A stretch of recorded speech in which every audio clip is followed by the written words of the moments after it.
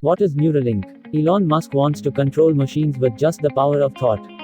To that end, in July 2019, Musk and his team revealed that they had developed ultrafine threads that can be woven into your brain to listen in on your neurons.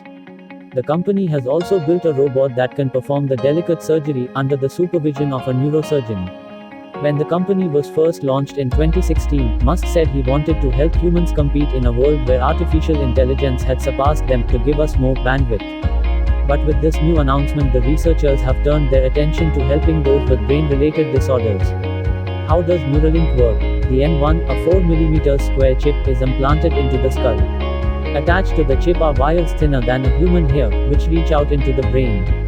These threads are placed close to important parts of the brain and are able to detect messages as they are relayed between neurons, recording each impulse and stimulating their own.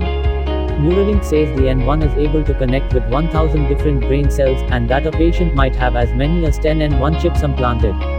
The chips connect wirelessly to a wearable device that hooks over the user's ear, much like a hearing aid, and contains a Bluetooth radio and a battery. Neuralink says the first devices will be implanted via traditional neurosurgery, but eventually the chips will be inserted safely and virtually painlessly through small incisions by a robot surgeon. What kind of conditions could be treated using Neuralink technology? The technology could help with neurological disorders, which are rooted in the inability of the brain to connect with nerves around the body. These include epilepsy and Parkinson's disease, but also paraplegia and quadriplegia following injuries to spinal nerves. Does Neuralink have to be stuck inside my brain? Unfortunately, the technology needs to be close to each nerve in order to pick up signals. Anything further than 60 microns wouldn't be able to detect individual impulses. 1 micron equals 0.001 millimeters. What are the risks of Neuralink?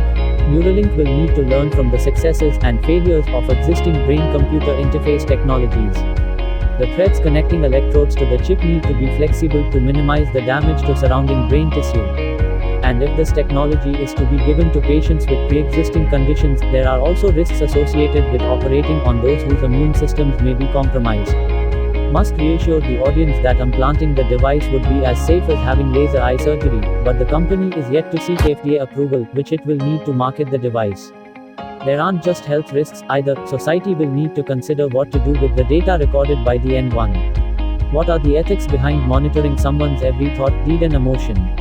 So when could Neuralink become a reality? Musk hopes for human studies to begin as early as 2020, a date some say is wildly optimistic.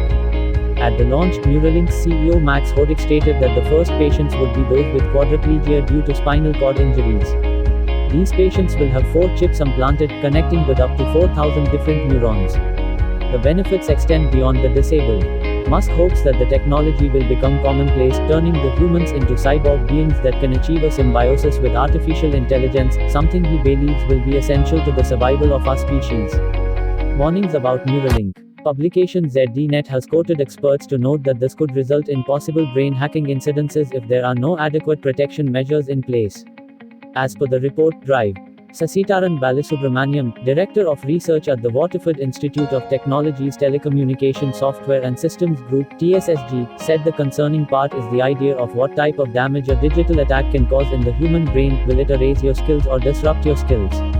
Would the hacks come in the form of just new information put into the brain, or would it even go down to the level of damaging neurons that then leads to a rewiring process within the brain, resulting in a disruption in the thinking process, said Dr. Balasubramaniam, adding that it's not only at the information level, it could also be the physical damage as well.